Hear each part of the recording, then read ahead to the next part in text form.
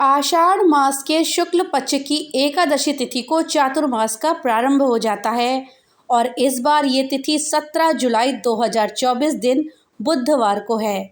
इस तिथि को देवशयनी एकादशी के नाम से भी जानते हैं। देवशयनी एकादशी के दिन भगवान विष्णु क्षीर सागर में योग निद्रा में चले जाते हैं।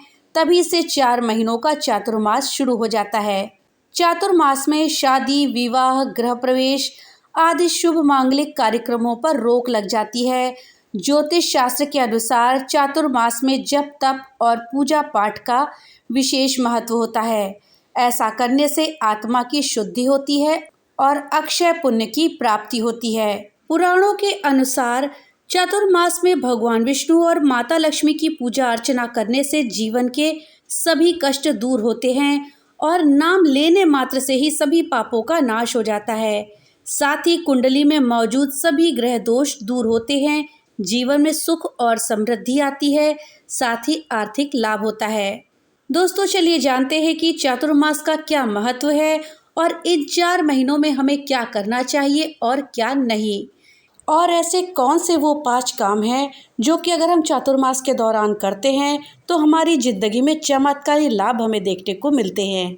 इस जानकारी के लिए वीडियो में हमारे साथ अंत तक बने रहिएगा, जिससे कि आपको पूरी सही और सटीक जानकारी प्राप्त हो सके। दोस्तों, हिंदू धर्म में चातुर्मास 4 महीने की वो अवधि होती है, यानी कि 4 महीने का वो समय होता है जब भगवान विष्णु क्षीर सागर में योग निद्रा में चले जाते हैं और इस दौरान सृष्टि का संचालन भगवान शिव के हाथ में सौंप देते हैं। आसान शब्दों में समझे तो चातुर्मास की अवधि भगवान विष्णु के शयन काल की होती है। चूंकि इन 4 महीनों में भगवान विष्णु संसार का सारा कार्यभार भगवान शिव को देकर के योग निद्रा में चले जाते हैं, यही वजह है कि चातुर्मास में आने वाले सावन के महीने में भगवान शिव की पूजा होती है और कहते हैं कि जो भक्त इस महीने सच्चे मन से पूजा पाठ करता है उसके सारे कष्ट दूर हो जाते हैं। चातुर्मास में जो 4 महीने आते हैं वो हैं श्रावण, भाद्रपद, आश्विन और कार्तिक मास। चातुर्मास आरंभ होने के साथ ही अगले 4 महीनों तक शादी, ब्याह आदि सभी शुभ कार्य करना वर्जित हो जाता है। दोस्तों, इन 4 महीनों में कुछ कार्य ऐसे होते हैं जिनको हमें नहीं करना चाहिए और कुछ काम ऐसे होते हैं जो हमें करना चाहिए, जिनको करने से हमें पुण्य की प्राप्ति होती है। तो दोस्तों, चलिए जानते हैं कि हम कौन से काम इन 4 महीनों में करें और कौन से काम ना करें। दोस्तों, वीडियो में आगे बढ़ने से पहले आपको बता दें कि अभी तक अगर आपने वीडियो को लाइक नहीं किया है तो जल्दी से लाइक कर दीजिए और शेयर कर दीजिए।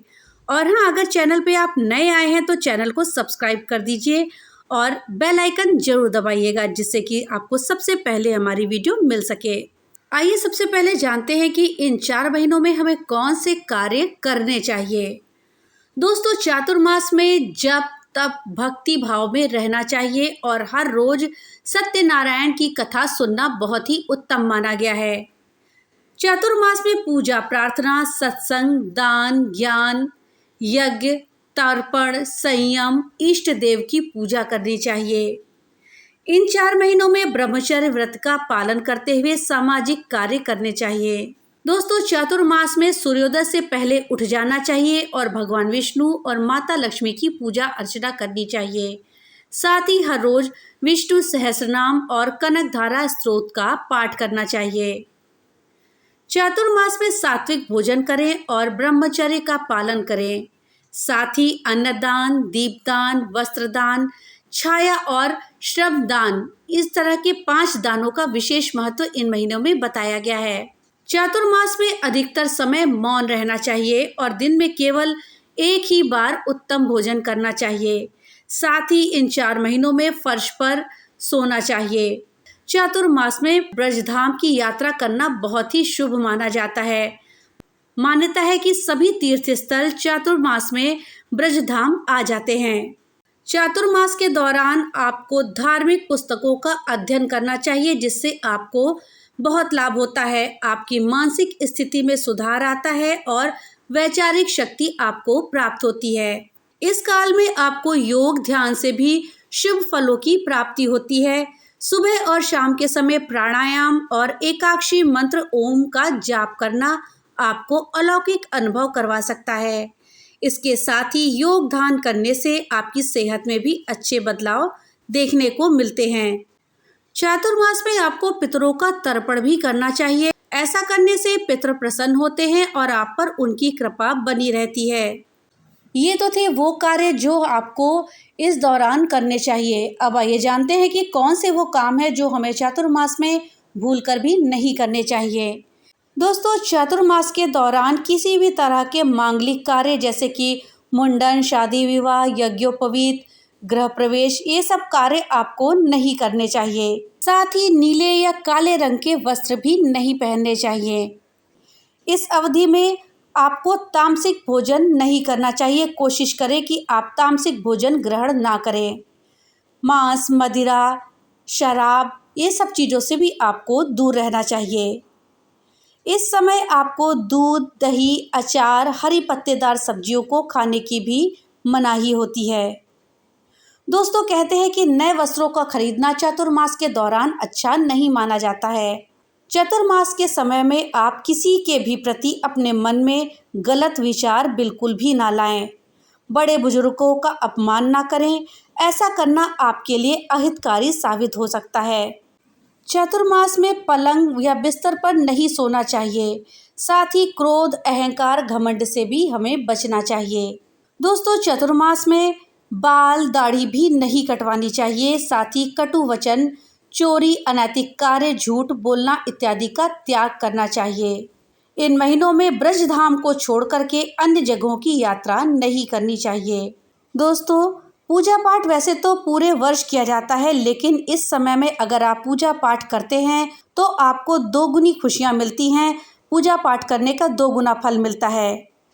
वहीं धार्मिक दृष्टि के अनुसार इस समय सूर्य देवता भी काफ़ी कमज़ोर हो जाते हैं। ऐसे में बहुत से व्यक्तियों को अनचाही परेशानियों का सामना भी करना पड़ सकता है। दोस्तों, अब आप सोच रहे होंगे कि इस दौरान सूर्यदेव क्यों कमज़ोर हो जाते हैं। कि किंवदंतियों के अनुसार जब भगवान विष्णु सारे देवताओं के साथ पाताल लोक में विश्राम के लिए चले गए थे, उस समय उनके साथ सूर्यदेव भी चले गए थे। इस वजह से पूरी सृष्टि अंधेरे में डूब गई थी और चारों तरफ हाहाकार मच गया था। तब श्री हरि ने सूर्य देवता को वापस चले जाने को कहा तो वो वापस आ गए। वो आ तो गए, लेकिन उनकी ऊर्जा पहले से कमज़ोर पड़ गई और उनका तेज भी कम हो गया। इसी वजह से चातुर्मास के समय में सूर्य देव का प्रभाव कम हो जाता है और उनकी चाल पहले के मुताबिक धीरे हो जाती है। ऐसे में अगर आप इन्हें मजबूत करने के लिए कुछ उपाय करते हैं तो आपकी कुंडली में सूर्य बलवान होकर शुभ प्रभाव देता है। तो दोस्तों, चलिए जानते हैं कि सूर्य देव को चातुर्मास में मजबूत करने के क्या उपाय हैं। दोस्तों, चतुर्मास के दौरान सुबह सुबह सूर्य देव को आपको जल अर्पित करना चाहिए और जल में तिल को अवश्य मिलाना चाहिए। इसके अलावा सूर्य देव के शुभ फलों की प्राप्ति के लिए आपको इस दौरान पीले वस्तुओं का दान करना चाहिए। चतुर्मास के दौरान अगर आप ज़्यादा पीले, लाल और नारंगी रंग के कपड़े पहनेंगे तो ये आपके लिए शुभ होगा।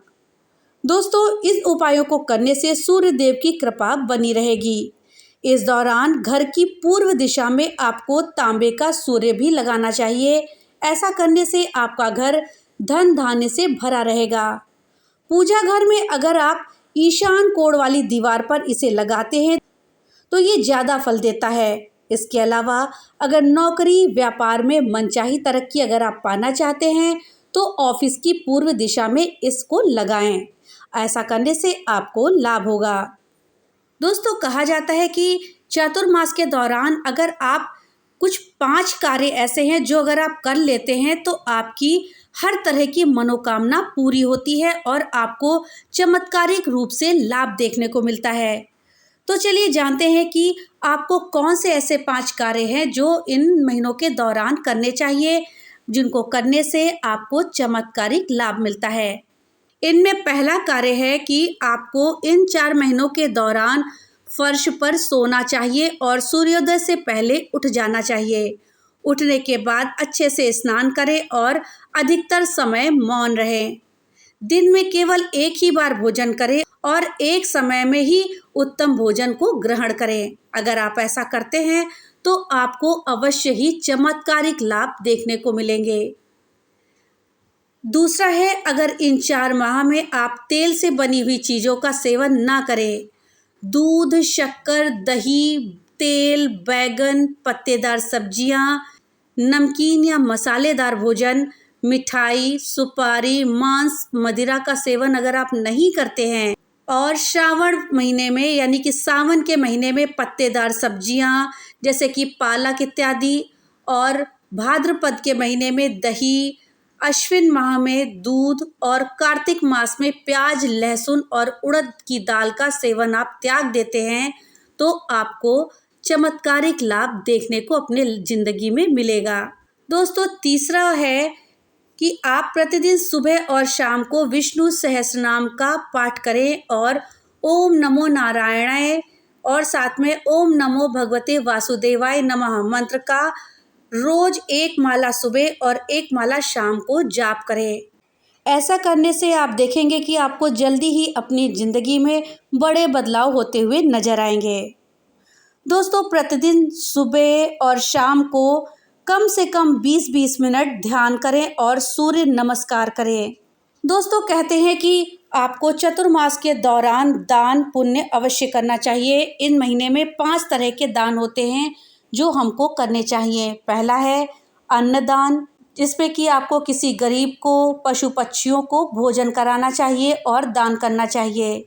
दूसरा है दीपदान। दीपदान में आपको किसी नदी में या बहते जल में आपको दीपक छोड़ने चाहिए और मंदिर में दीपक जलाने चाहिए। तीसरा है वस्त्रदान। इसमें आपको किसी गरीब व्यक्ति को जो नीडी हो, आवश्यकता हो जिसको, उसको वस्त्रों का दान करना चाहिए। चौथा है छायादान। कटोरी में सरसों के तेल में अपना चेहरा देख करके उसे शनि मंदिर में दान करना चाहिए।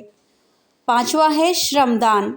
अगर कहीं मंदिर बन रहा हो या आश्रम हो, उनमें आप सेवा करें।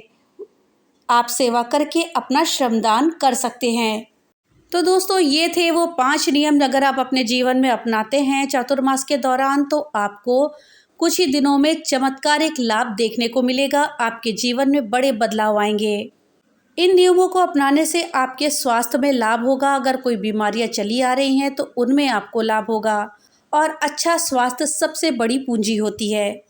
तो दोस्तों, ये थी जानकारी चातुर्मास के विषय में। जानकारी अगर अच्छी लगी हो तो हमें कमेंट बॉक्स में लिख करके जरूर बताइएगा। तो मिलते हैं अगली नई वीडियो के साथ। तब तक के लिए राधे राधे।